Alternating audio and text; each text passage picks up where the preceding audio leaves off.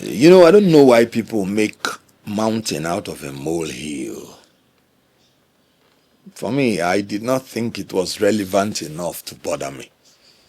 If you discovered that I've not said anything about it, I've not made any comment in any of my social media network, because what is there to bother yourself about? When you have a politician that you know will always move and is still moving, within 6 months, Peter Obi has been a member of 3 political parties. By December 30th, he was in Labour Party. By December 31st, he was a DC member. By May 3rd, he is in NDC. Were it not for the Electoral Act that forbids people from moving at a certain point, I cannot guarantee you he wouldn't have moved to another party before the end of this electoral cycle. So that is him. However, let me note that moving from one party to the other is not what questions or interrogates a politician's character or capacity or competence. Because in Nigeria, we can see that the political atmosphere is fluid and things change rapidly. And so I would not characterize any politician that moved from one party to the other as lacking in character or competence. But what I am interested in more is the reason for your movement. What is your reason for moving? That is what will characterize whether you did it out of competence or character or convenience. Now, what did Peter Obi give as reason for his movement? He said, I do not have any problem with David Mark. That means he didn't have any problem with the party. He said, I don't have any problem with Atiku Abubakar, meaning he does not have any problem with any of the aspirants. But look at the reason he gave. He said, I am running away from the challenges of ADC. I don't like trouble. I don't like challenges. And so let me go to where there is peace. And that is what struck me. Can you imagine a politician who is asking you for your support to be president of the most challenged country on earth? Nigeria today is the most challenged country, both physically and mentally, on earth. The 4th most terrorized nation on earth. The nation that has the most rapidly going down economy, borrowing more than it can repair, meaning a nation that is going into bankruptcy economically, a nation that people are being killed every day. The terrorists at times tie people on the stake, put fire under them and burn them. A nation where the youths and women are unemployed, and most of them are unemployable. So you have this kind of myriad of problems, challenges, and the man opened his mouth, a politician, and confessed he's running away from challenges. So if you're running away from challenges, what is your business asking Nigerians to trust you with a country that is most challenged? That statement has already buried his political career, because you cannot be asking to be challenged when you're running away from challenges. This spoke to his incapacity, to his incompetence and lack of character. And that is what is most important. Hold on. It is worse enough that he said that he's running away from challenges, but it is more terrible that he lied about it. He gave the reason is because of the challenges in ADC. But that is a lie. Why is it a lie? First and foremost, the challenges which mostly are legal that he referred to were the challenges he met when he came into ADC. For instance, the Nafiu Bala legal challenge was instituted against ADC on the 2nd of September. Peter Obi came in December 31st. So the challenge was there. He knew it before coming in. So it couldn't have been because of the legal challenges that he left ADC. By May 3rd, when he left, it was exactly the same position ADC was when he came in. That is exactly the same position ADC was when he left. So he lied when he said it was because of the legal challenges. Because volunteer non-fit injuria, what you know existed and you entered into it knowingly, you cannot claim that that is the reason. So the issue about legal challenges, he lied about it because that was not the issue. But we'll come to that later. Now, why do you think that Peter Obi did not give the excuse that he left because the primary that will be organized will be dollarized? Why do you think that he didn't give the excuse that it will be monetized? You know why?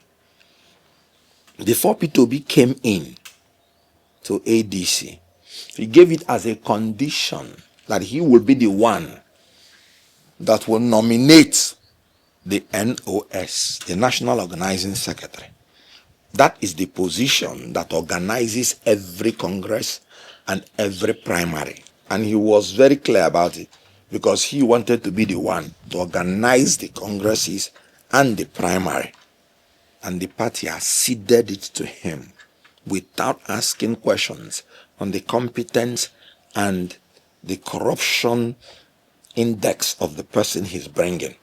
They have ceded it to him.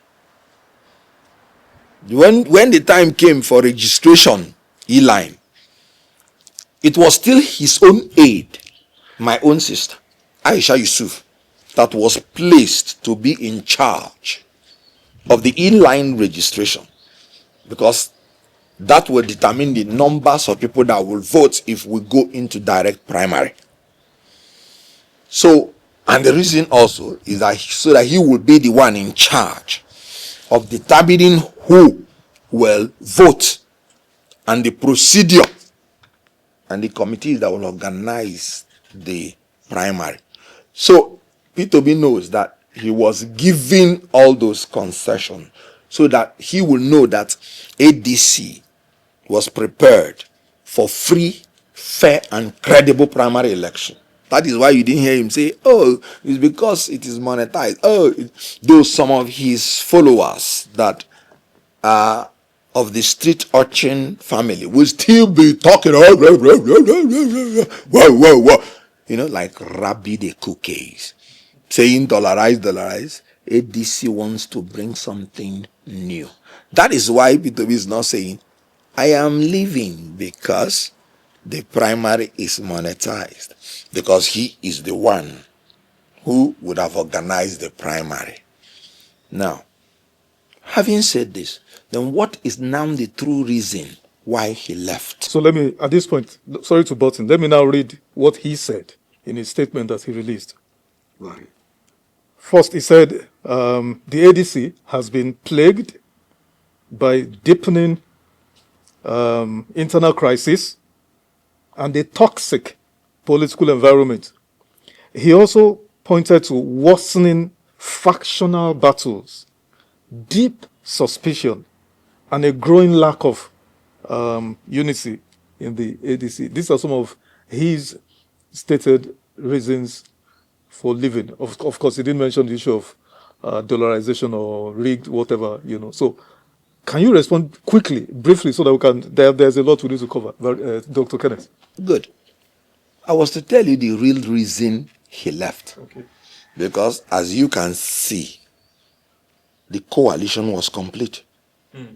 All the opposition leaders were complete in the coalition. So which faction? Which crisis? Toxicity. How? There was only one person that was bringing toxicity in ADC, and that person is Peter Obi. How? He was the only person that went around asking others to step down for him. I was coming to tell you the reason he left. So that's why let me proceed. Continue. Because that is what brought the toxicity. His followers are the only people that go about insulting other leaders. Before he came in on December 31st, we were respectful of our leaders. We were going in peacefully. But by nature, chaos follows him. Immediately they came in. What brought the toxin? Obi or nothing. That was what brought the toxin into ADC. Now, let me tell you the reason he left. So forget all those things you read. Obi is a man who is afraid of free, fair, credible primary election. And this is the reason he left. Throughout his political career, he has never contested for any position. People don't know why. The first time he wanted to become governor, he went into primary and he was beaten flat in Apga by Ralph Mosu. Because Ralph Mosu was the one who built Apga in Anambra State. So when he came in to contest, of course, he came in from London and wanted to, move in. He's not a politician. He does not know anything about politics. He's not a team player. He told you he's a trader. And one mark of a sole proprietor is that he goes alone. But this is not democratic. So when he was defeated, he and his colleagues still found a way to cancel purported the primary. And they went behind, and in the purported consensus, they gave him the ticket. And so that was how he started his political career, building it on sand, not on democracy. How did the Odumegwu Ojukwu enter into this brief history? I just wanted to understand that. Yes, if you would allow me to land, because we are moving into it. It was because when he lost that primary, he now went into the stakeholders. The owners of the party. And then started telling them how he will be the one who would help. And then, he came from London then, brought in the resources then, and then they chose him. Once Ojukwu said, okay, let's go with this person, that's the end. That was how he came in. So Ojukwu was the leader of Apga. Yeah. And if you found a way of going into his heart in Apga and he chooses you, it makes a whole lot of weight for you. But like I said, having built his political career on non-democratic foundation, he got possessed with that entitlement mentality, and he got possessed with undemocratic spirit. So anytime he gets into a party, he has this morbid fear of internal democracy. So when the PDP, when he started nourishing the ambition to be president, and he wouldn't have ever contested to be president. It was when Atiku Abubakar magnanimously chose him against the will of elected people in the Southeast then, because he didn't have any elective post. They were telling him, do you know the person you're choosing? He said, no, I've talked with him and this. So he chose him. Atiku Abubakar is a man who is looking for sound people. So if you show yourself very sound, he might get carried away. He might not even want to know any other thing behind you. And he now chose him. Of course, he got some backlash for choosing him. Yeah. 2019. Yes, he stuck out his neck. That was what brought him to national politics. So he wouldn't have contested. By 2023, when he saw inevitability of going into primary, he left. He gave a reason that it was monetized, it was dollarized. So that's why in 2027, the ADC wanted to give him everything to avoid him making any excuse. But I will tell you what will shock you. When I came into ADC, the first strategic meeting I met, before even the unveiling, I told them, don't build anything on Peter Obi because he's not going to contest under ADC. He will still leave. You told them this? Outrightly. In the first meeting that I went. Even before the unveiling of the party? Even before the unveiling of the party. I told you we were, in a coalition. Yes. We were, negotiating. So it's an honor and a privilege that they called me to negotiate with me on my person. Let me tell you another thing I told them. I said, I am not going to come into the coalition through the Southeast led by Obi. Because it will be a waste of my time. Because I know he will eventually leave. And nobody will portray me as a man that is unstable as water. Because then I will not live with him. So why try it in the first place? They were looking at me. They were like, are you sure? I said, yes, I'm sure of what I'm saying. Because I stopped being a spokesperson to him because I was sure that he was not stable. And we went on. That is why they were consulting him on his own. They were consulting me on my own. We were moving together. And they were weighing his words. And they were weighing my words. And each time they see that all the promises and words he makes them, he fails them. And that was how my hand was growing because of stability and honesty. His own hand was going down because of instability and toxin that he brings in always. And at the end of the day, he left. They called me and said, Kenneth Okonkwo, are you a prophet? I said, no. I was just going to ask you that. Are you a prophet? Because I was scared they might ask me what will happen to me tomorrow and I will fail. So I said, no. I'm just an honest man. I will tell you the truth no matter the backlash. So all through this while we were negotiating, I never sat down in the same room with Obi. And that is why you see me now, still being who I am in ADC. And he now left with some people that he wants to destroy their political career. But the thing I'm going to say is it because of zoning that he left? No. Why? Because he was still going to aspirants from the south and was still asking them to step down for him. So if it is zoning, he would have limited it to the northern aspirants and now saying leave it for the south so that the southern aspirants will contest. Can square off against each other. But it's not zoning. Because he went to the southern aspirants to ask them to step down for him. Is it because of the interest of him, the Igbo? Let us interrogate it. First of all, on the day he agreed he would do 4 years, that's when I know that he has no interest of Ndi Igbo at heart. From 1960, when we had our independence, no Igbo man has been an executive president democratically. And you're telling me, as a Nigerian from Igbo extraction, that I will line up to support a candidate that will do only 4 years. Why I fought in 2022, 2023, that it must come to Southeast, and I know we won that election, is so that we'll do our 8 years. And now the turn of the South has been taken by Tinubu. Anytime any person from Nigeria, from Igbo extraction, comes into that post, he will do 80 years. And that is what I'm going to support. But it has to be strategic. It has to be systematical. Because you operate in democracy. And that was why I said, what is our best strategy? Do you know that nobody from the Southwest has ever confronted an incumbent that is sitting on the throne?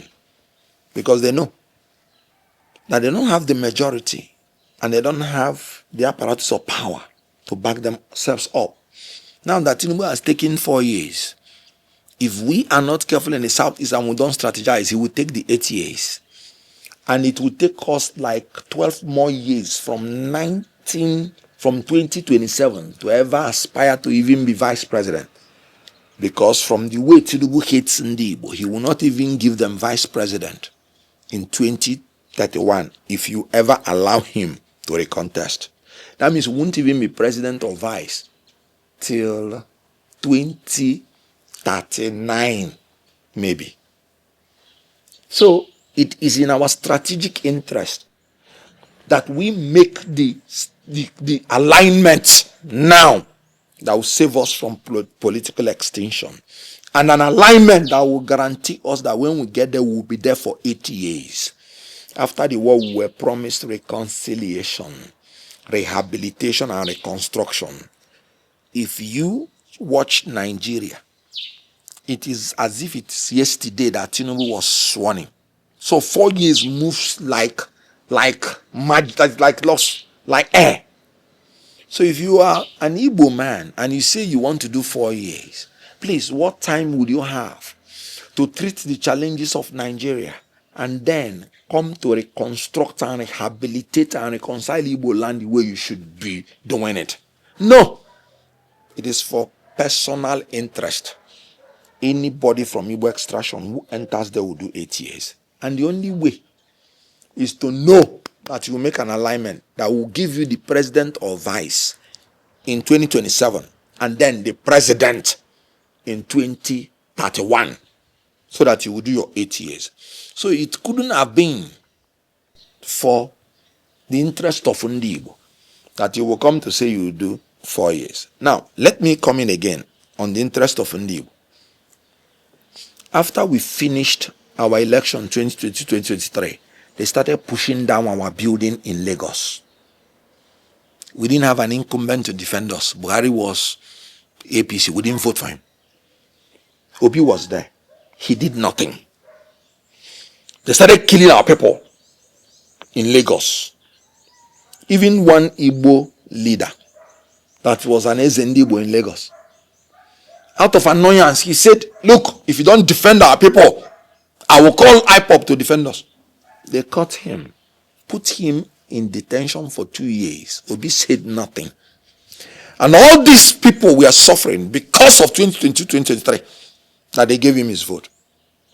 He said nothing. On the day that they brought down the building of, he said it is his brother, he went there and snapped. Oh, this is what they are doing to me because I want to be president. Meanwhile, it was a court order that they used. How many of the buildings of Ndi Igbo that suffered because they voted for him, that he went to their damaged building to snap, to tell the world? Let me tell you, from where I come from, we are looking for men of valor to lead us, not men of victim mentality. When it concerns you, you will go and begin to cry like a baby. Victim mentality. When they pulled down his own building also in trade fair, he went there to say, hey, they are destroying.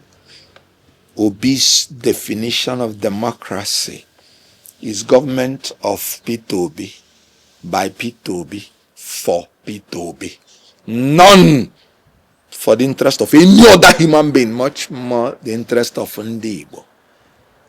Ndi Igbo, they are coming last politically in Nigeria because of people like Peter Obi. He was governor at the same time with Tinubu. Tinubu made a lot of politicians and groomed them, because the success of a leader is that you have successors you have built. Peter Obi built nobody. So you can see how when they are now contesting for the position of the presidency, Tinubu has a lot of boys he can use. Obi has none because he has built nobody. Let's even come to the area of business. In Igbo land, we have the Igbo boy system, whereby when you are a trader, you will carry all along people who you will groom in that field and settle them. How many has Peter Obi groomed? None. And so in the real tradition of Ndi Igbo, and in our culture by which we help others, none. So if you're talking about an ambassador of Ndi Igbo, talk about somebody who will defend our interest no matter the challenge it poses on him, and who will be selfless to know that you should take the interest of your people at heart first before your own interest. Let me say this, and I say it unapologetically.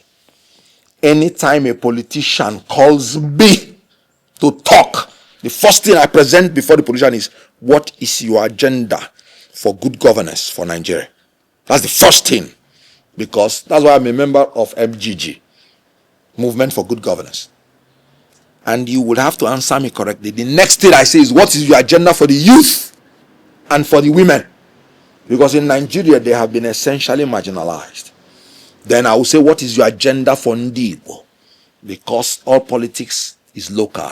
I have never discussed the issue of money with any politician till date. And let me tell you the reason I do it. When you demarginalize a marginalized sector in a society, it is not just mere social responsibility. It is a strategic necessity for sustainable development and national cohesion. This is what I told the youths and the women when they had a summit. And this is what I will continue to say. You're not doing them a favor. You are trying to make sure that your society develops and there is national cohesion. Because injustice anywhere is a threat to justice everywhere. So when you're talking about interest of Ndi Igbo, zero. So it is just about him, himself, and I. So for Obi's politics is I, myself, and me. And that is not the culture of Ndi Igbo. We will move on. In addition, Ndi Igbo do not run away from challenges. They run to challenges, confront it, and take it out. Because we are travelers and we are traders. And this category of people are always confronted with challenges because they operate even in soil and in nations they are not aware of and they were not born of. So we do not run away from challenges. So when he says he runs away from challenges, my advice to him is, please keep running. And then run away also from contesting from 2027, because challenges will follow you anywhere you go to.